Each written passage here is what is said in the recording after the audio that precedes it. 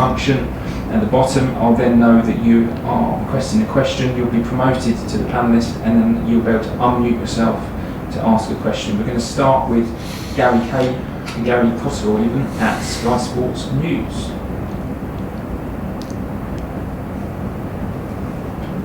There you go. I think I'm unmuting myself. Can you hear me? Can hear you, Gary. Yeah. Is that the shot? That side-on one? I can't see any shot here. Yeah, that's the right shot, Gary. Okay. Right. I just wanted to check on any injury updates, Frank. I've got a list, or you can go through it yourself, whichever's easier. Go on, you can go through it if you want. I'll tick them off. Yeah. Okay. Ben Chilwell. Ben Chilwell's not ready for the game.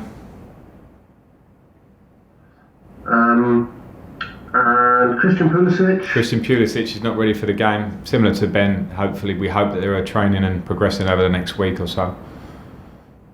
Hakim Ziyech. Hakim Ziyech is also not ready for the game. Same story.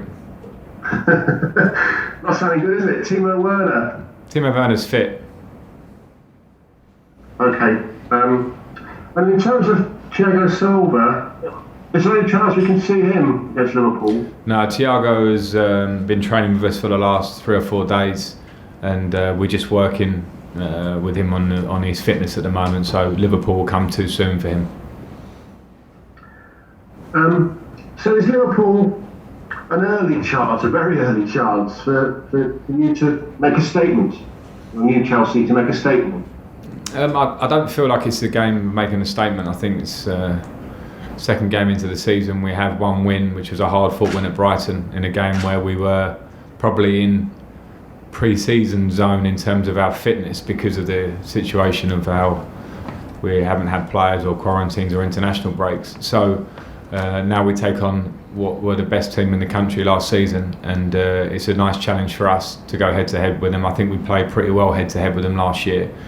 Maybe not always getting the right result we felt we deserved. So it's a challenge for us to try and get 3 points. It's simple as that against a very good opposition. It's very early, so it's probably not the fairest of questions. But in your opinion, from what you've seen so far, the changes that have been made to various clubs in the window, are Liverpool still going to be the team to beat if you want to win the title? I don't want to comment on favourites to win the title. I think that's probably a job more for people who work in and around football and pundits maybe. But for me, it's very clear to understand the quality of Liverpool and Manchester City. Over the last few seasons, they have pulled away, but there are a lot of clubs in and around that are progressing and always moving forward. So I think it's going to be competitive up there. Of course, those two are fantastic teams. This way you come into the game, particularly into the coaching game, these kind of matches. Yeah, I mean, yeah, for sure. I think as a player, I always felt that the adrenaline and the feeling for a game of this level with a team as good as Liverpool would always put more in the game. And as a manager and a coach, you understand it yourself. Not only are we going up against a great team, I'm going up against a fantastic coach. So you want to do well in them. That's what we're in it for. Last one, please, Gary. Okay, I just wanted to really ask you about the return of Gareth Bale. Does that change the picture at all, do you think, in the fight for the top 4? Well, Gareth Bale's an incredible player, incredible individual talent who we remember very well from his Premier League days at Tottenham. We've seen from afar the incredible success he's had at Real Madrid, and if he does come to Tottenham, which I keep seeing is virtually going to happen soon, then I think he's going to be a big addition to their squad. Of course, they've got very good individuals at Tottenham. They're going to be a team that we'll be expecting to challenge in and around the Champions League places and above, and they have fantastic individuals. And if they get Gareth Bale, then they add one for sure. He's one of the best players in the world, in my opinion, over the last 4 or 5 seasons. John Southall, Pipeline. Hi, Frank. Hi, John. What's your impression been of Thiago Silva this week? Do you think he's the player who can turn into that leader that you've possibly been looking for, both on and off the pitch?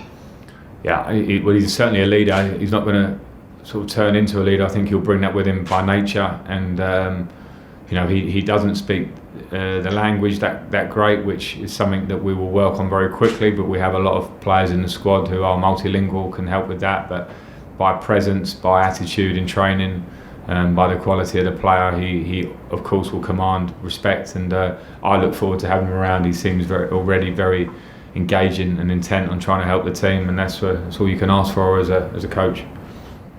On the Liverpool game, there does now seem to be quite a lot of needle in these matches. It probably went back to when you were a player, obviously you and Jurgen on the touchline in the last game. It does appear to be turning into a major rivalry now, doesn't it, Chelsea-Liverpool?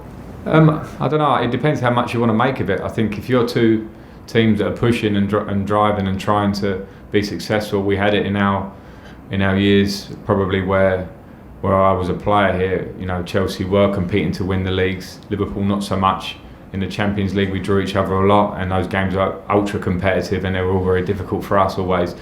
In the modern day terms, it looks slightly different because of the last few years where Liverpool have been fighting at the top of the league, and last year they win it. So competition like that, where we're now in a position where we're trying to improve and trying to close that gap, means that we're both squads, both coaches, both clubs and fan bases, etc., that are very driven to try and win, and that's what the Premier League is all about.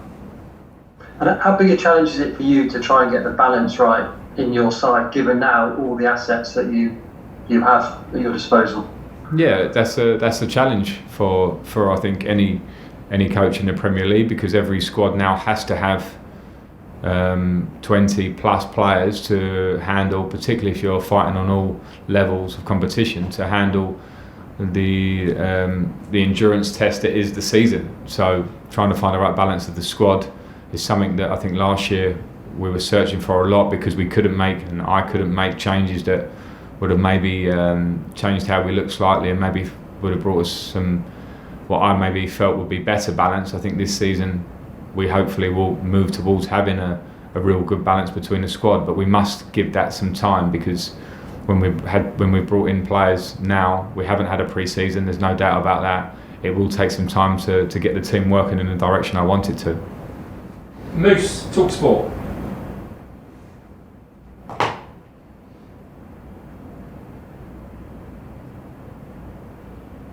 Moose? Yeah, hi Frank, how are you? Hi Moose, yeah, good, thanks. You were close to Liverpool last year in the Super Cup, home, where won the free kick from Trent Alexander-Arnold, won the game, and in that very crazy game at the end of the season at Anfield. How much closer do you think you're going to be this season, albeit, as you've just said, you haven't had much of a pre-season, from what you saw at Brighton? I wouldn't relate it to Brighton, Moose. I think that the positive of Brighton was that we showed a real resilience and an organisation about us, and we won a game against a very difficult opposition that I think were ahead of us in fitness levels. So there are a lot of things I know we can improve on from Brighton. I'm very aware of that, and the players will feel that, and some of them afterwards felt like they were striving for fitness because of lack of games and training time. So I think there's a long way to go before we start to compare where we were last year, where we are this year, particularly with a team like Liverpool. They were the outstanding team last year. We competed in every game. You missed out the FA Cup game there where we won against them, but against Liverpool, they're always going to give you a really tough match. They're there where they are for a reason last season. So we'll have to push the limits to try and close that gap. That's the challenge that's in front of us. Jurgen Klopp today has played down that there's any animosity between you and him. Says he only sees you a couple of times a year, and he's sure you're a really nice bloke. It does seem to be that people are making the most of this little clash you had on the sidelines last season. Yeah, I suppose they are. That's probably the nature of the world that we live in. There's a lot of airtime for you on TalkSport to have to fill with these sort of rivalries. So I understand that sometimes that they can be scrutinised in every possible way. I just reiterate what Jurgen Klopp said from his part. I've got a huge amount of respect for him as a manager. I always have done. What he's done in Liverpool in the course of time that he's been there has been incredible, and that's him. That's on him as the focal point of the club and the individual talent they have in that squad that they've brought in. So there's nothing in it for me. The competitive nature of the 90 minutes can always slightly boil over in different directions. The respect I have for Jurgen Klopp would never change. Jonathan Overan, PLP. Hi Frank. Is there an update on the Edouard Mendy situation? Is it live? Is it happening? No, there's no update for you. Okay, but is it? Is there anything? Is it still going on behind? No, there's not. Again, there's nothing I would want to talk about of Mendy. Nick Birrell, PA, please. Hi Frank, thanks for your time. Obviously, a few of the pundits on Sky had some things to say about Ruben Loftus-Cheek and suggesting that he hadn't taken his chances. But we all know that he's had really tough time with injury, and he's still working his way back, isn't he? What were your thoughts on that? Do you think it was a pretty unfair assessment of Ruben? Do you think it's too soon to judge him, given everything he's had to deal with and the fact that you've touched on it before, haven't you, that he is working his way back still? Yeah, I know Ruben's story probably second best at how he knows it, but Ruben had a terrible injury, an injury that he worked very hard to come back from over the course of last season. Was just about fit to start playing under 23 games when lockdown came in, worked incredibly hard in restart, got a start against Aston Villa, was due to start against Bayern Munich in the last game of the season, but had a bit of an issue on the day of the game. Trained brilliantly to get fit again for the start of the season, and I think the if there is harsh criticism of him in the game against Brighton, then it is certainly very harsh, because to come back from an injury like he has, it's been difficult for him, and he's put a lot of hours into it, and he's a hugely talented player, a great lad. So there will be lots more to come from Ruben Loftus-Cheek. Unfortunately, the nature of this game is very reactionary, and people will say it as they see it, but knowing Ruben's story behind the scenes, then he's fought back really hard to get where he is, and he's a very, very talented player. Okay, last two, one each, Jerry Cox and then Carrie Brown to finish, please. Hi Frank. Timo Werner and Kai Havertz both did interviews this week, and both suggested it's important for them to find the right positions in the team. Do you feel they're in the right positions at the moment, or will that be a matter of seeing how they go? Well, we've played one game, so it's hard to. They both have a flexibility in how they play for their previous clubs. Kai Havertz played probably pretty much most of his games as a right-sided winger, a number 10, and occasionally as a number 9, a number 8 earlier in his career. Timo Werner's played as a left winger, one of two strikers, a sole striker for both country and for club. So, of course, that's going to be something that will remain slightly flexible. We'll try and find the right balance of the team as a whole, and they're going to add a lot, no matter what position they play in. Okay, Carrie Brown to finish, please.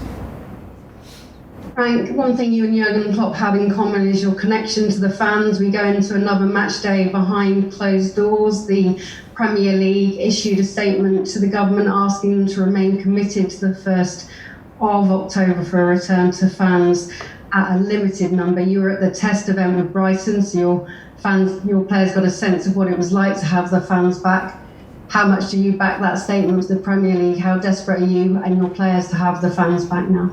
Well, we're desperate to have the fans back. I mean, who isn't on either side? Fans, and for us who work in the game included, because this is part of the beauty of the Premier League is the rivalry and how much we love our clubs and love working for our clubs. I certainly do.